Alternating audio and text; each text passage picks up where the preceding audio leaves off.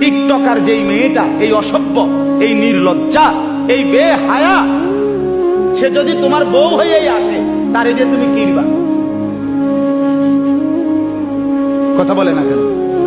তারে দিয়ে তুমি কি পাইবা? পূজা, তার থেকে তুমি ভালোবাসা কেমনে পাইবা?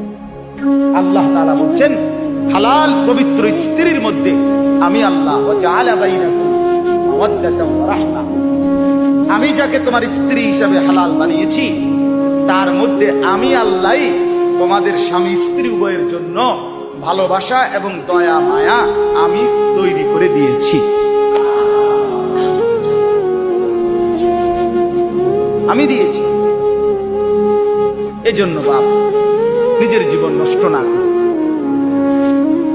হায়াত নষ্ট না করে, ছেলেরা অনুরোধ করছি ভাইয়া, অনেক ছেলে মাশাআল্লাহ এই প্রচন্ড গরমের ভিতরেও আপনারা আসছেন, আল্লাহর ঘর মসজিদে মহব্বতে বসছেন।